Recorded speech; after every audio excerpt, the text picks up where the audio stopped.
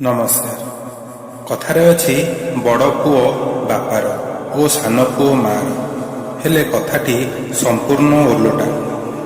ବାପା ସାନ ପୁଅକୁ ଏବଂ ମା ବଡ଼ ପୁଅକୁ ଅଧିକ ଭଲ ପାଆନ୍ତି। ଛୋଟ ପିଲାବେଳେ ବାପା ଯୁଆଡ଼େ ଯାଆନ୍ତି ମୋତେ ସାଥିରେ ନେଇ ଯାଆନ୍ତି। ସବୁ ସମୟରେ ମୋ କଥା ଭାବୁଥାନ୍ତି, କାରଣ ସେ ମୋତେ ବହୁତ ଭଲ ପାଆନ୍ତି। ଏତେ ଭଲ ପାଇବା ମୋ ପାଇଁ ସବୁବେଳେ ମୋ ବଡ଼ ଭାଇ ଓ ଭଉଣୀ ଗାଳି ଶୁଣନ୍ତି। ସାନ ହେଲେ ବହୁତ ଫାଇଦା, ଯେତେ ଭୁଲ କଲେ ବି କ୍ଷମା। ମୁଁ ଅନୁଭବ କରିଛି, ଯେଉଁଦିନ ମୁଁ ରାଗିଥିବି ଏବଂ ନ ଖାଇଥିବି ସେଦିନ ବାପା ମଧ୍ୟ ଠିକରେ ଖାଇନଥିବେ। ମୋ ଉପରେ ଆଘାତ ହେଲେ ବାପାଙ୍କୁ କଷ୍ଟ ହୁଏ। ସେ ସ୍ମୃତି ମୁଁ କେବେ ଭୁଲି ପାରିବିନି।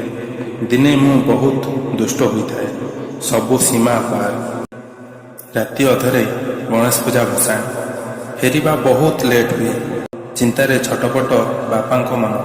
ଅଧା ରାତିରେ ଘରକୁ ଫେରିବା ପରେ ଯେମିତି ଲାଗିଲା ବାପା ମୋ ବାଟକୁ ଚାହିଁ ବସିଛନ୍ତି। ସେଥିପାଇଁ ତାଙ୍କୁ ନିଦ ନାହିଁ। ହଠାତ୍ କାନଟିକୁ ଧରି ବାପା ପଚାରିଲେ, ତୋର କ'ଣ ଚିନ୍ତା ନାହିଁ? ତାପରେ ମୋ ଉପରେ ଶୁଣିବା ପୂର୍ବରୁ ଆରମ୍ଭ ହୋଇଗଲା ମାଡ଼। କଷ୍ଟ ତ ବହୁତ ହେଉଥାଏ, ହେଲେ କ'ଣ କରିବି, ଭୁଲ ତ କରିଛି। ମାଡ଼ ଖାଇ ମୁଁ କାନ୍ଦୁଥାଏ, ହେଲେ ବାପାଙ୍କ ଆଖିରେ ଲୁହ କ'ଣ ପାଇଁ? ମୋତେ ବାପା ମାଡ଼ ମାରିଛନ୍ତି ବୋଲି ମୁଁ କାନ୍ଦୁଛି, ହେଲେ ଇଚ୍ଛା ନଥାଇ ମଧ୍ୟ ରାଗରେ ବାଡ଼େଇଛନ୍ତି ବୋଲି ତାଙ୍କ ଆଖିରେ ମଧ୍ୟ ଲୁହ। ସତରେ ବାପା ହେବା ବହୁତ କଷ୍ଟ। ପାଖରେ ପଇସା ନଥାଇ ମଧ୍ୟ ଖୁସିରେ ରଖିବା ଶିଖାଇଛନ୍ତି। ବଜାରକୁ ବାପାଙ୍କ ସହ ବୁଲିବା ବହୁତ ଭଲ ଲାଗେ। ମନରେ କୌଣସି ଡର ରହିନଥାଏ।